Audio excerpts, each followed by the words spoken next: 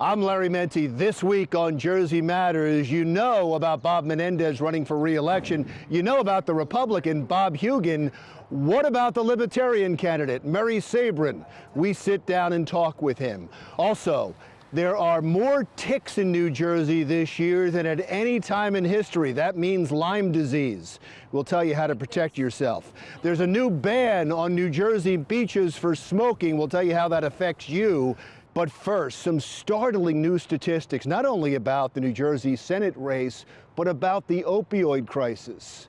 Here's our interview with Ashley Koning, the Executive Director of the Eagleton Polling Institute at Rutgers University.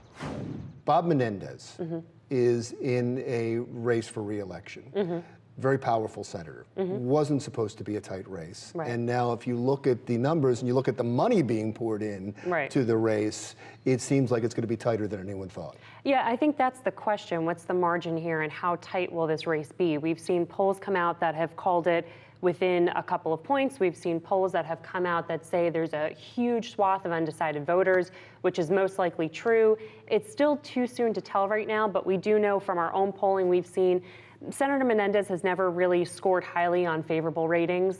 This is compared to his counterpart, Junior Senator Cory Booker, always far and away the top political figure in the state among New Jerseyans. Senator Menendez, ever since he took office as senator, he's always kind of meandered in that 30 kind of favorable 30% range. So this hasn't really changed. It dipped a little bit during the corruption trial. And we also know that when we talk about the corruption trial first, that does depress his support for re-election. So the more that keeps coming up, the more that's going to put a chink in his armor. I know in politics you should always follow the money. You follow the polls, I know that's important, but you have to follow the money. And Bob Hugin is personally wealthy and has put $15 million into his campaign, and it's had an effect. The reason we know it has an effect is because the Democrats are now pouring money into Bob Menendez to try to protect the seat. This is going to be an extremely expensive race, and I'm sure that's something you look at as well. Yeah, I think the big things here are money and incumbency. So 95% plus of incumbents get reelected. Menendez has that on his side. But again, this is still too early. We're not even in August yet. So there's going to be things popping up every week, if not every day, as we get closer and closer to Election Day on both sides of the aisle with, Hugin and Celgene, with Menendez in the corruption trial. We just had headlines that have come out recently now against Hugin. It's going to be like this for a while. Well, that's with Bob Menendez fighting back now, finally, because I think he was sitting in the sidelines thinking it wasn't going to be close, and now he's starting to fight back. And when I look at places like the Cook Report and others that rank these races, it's still not a toss-up. I mean, it's still not even leans Democrat. They still believe Bob Menendez is going to win. Right, and frankly, we have congressional districts that are going to be hotter races most likely in the state, but given this is a statewide race, there's going to be a lot of eyes on this seat, and it's a crucial, important seat in the Senate, no doubt. Well, thanks for talking about this, because I know you came here to talk about opioids, and I want to get to that because so much money has been spent, so much attention in this state on the opioid crisis. Recently, some statewide polls came out. Opioid overdoses going down in most states in the country, going up in New Jersey. And you have numbers that say that it might be worse than we thought. Yeah, so our latest numbers are saying that 46% of New Jerseyans say that either they or a family member have been prescribed opioids within the past 12 months. 53% say that they know of someone who's misused or abused opioids at some point and had problems with substance abuse. So those are pretty stark numbers that this is affecting half of the population in terms of being prescribed, half of the population in terms of being affected in some way, a family member or a loved one.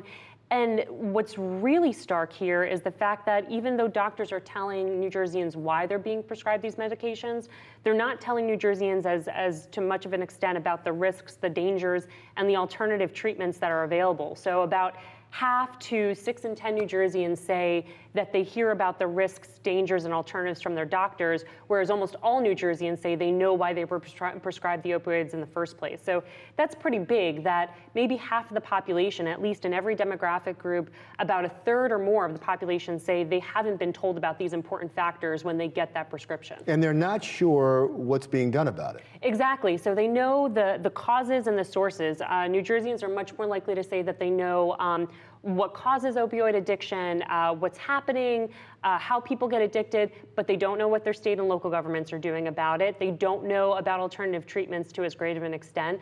And actually, there's kind of a toss-up in New Jerseyans' knowledge about whether this is because people just have a weakness and are perceptible to opioid addiction, and really, if you're stronger, you're going to come through it. About half of New Jerseyans falsely believe that people who are weaker are more susceptible to addiction. So there's a lot of mistruths and kind of knowledge gaps that we see among New Jerseyans about important subjects pertaining to the epidemic. Just because I'm going to hear from people, much like you're saying there's some people that believe a certain way, opioids aren't always necessarily bad. Right. If they're prescribed well and the doses are lower and they're not taken over a long period of time, which, by the way, our new state law is supposed to do, they aren't necessarily bad. So I don't want to say that all opioids are bad, because for some people they're extremely important. However, the misuse and the misprescription of opioids has caused a major problem. And the fact that people aren't getting the education they should be getting from their doctor, they should be getting information, right? I mean, they're saying that they're not getting the proper information, and yet we have all this money being spent. You'd think that would be the first thing. That there seems to be a disconnect. Yeah, and it's interesting because, again, they blame doctors and pharmaceutical companies, but this is a particular problem, especially among particular segments of the population, and we see those segments: higher income, older residents, shore residents, those who we think the opioid epidemic is hitting most. So not typically our disenfranchised or disadvantaged demographics that we would typically talk about when we talk about these issues. It's, again, the higher income, older residents that are especially concerned about this. We see that 9 in 10 New Jerseyans say that the opioid epidemic is a serious problem in New Jersey.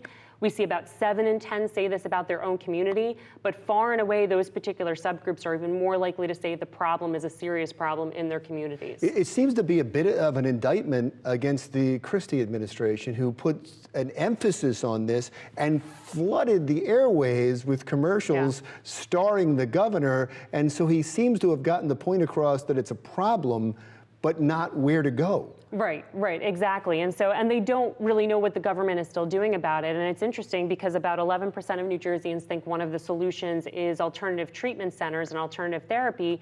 And that's a big thing for the legislature right now and for the new administration.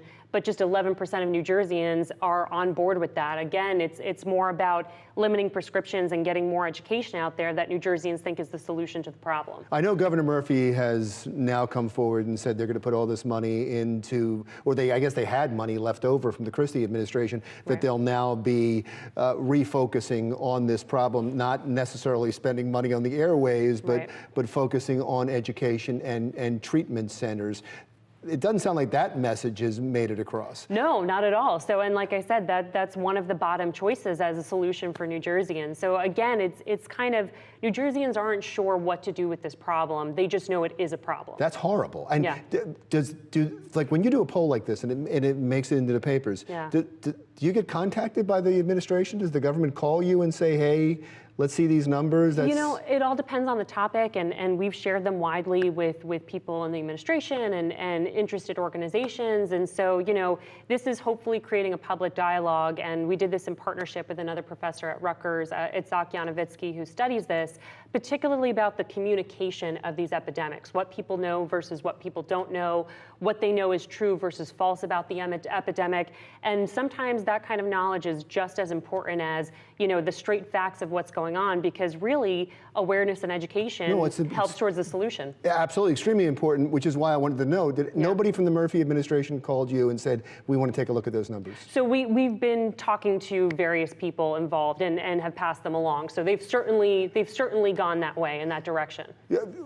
Anybody from the Murphy administration? Yes. Okay, that's what I was asking. Yes. So I think it's important, and it's the right time to be polling on these kind of issues. And even though we're in the midst and we're gearing up for the midterms and elections, as we just discussed, these issues are just as important, clearly very dire in New Jersey. And, you know, like I said, we've talked to departments and agencies to communicate this information, and hopefully it does some good. You know, it's a stunning disconnect, and it's never going to be solved unless people know where to go and where to get treatment and what the government is doing to help them. So nice job. Thank you so much. Thanks, Larry. I appreciate you coming in. Ashley Koning is Executive Director of the Eagleton Institute of Polling. When we come back, there are some infections out there that are deadly. We'll tell you how you can protect yourself when Jersey Matters continues.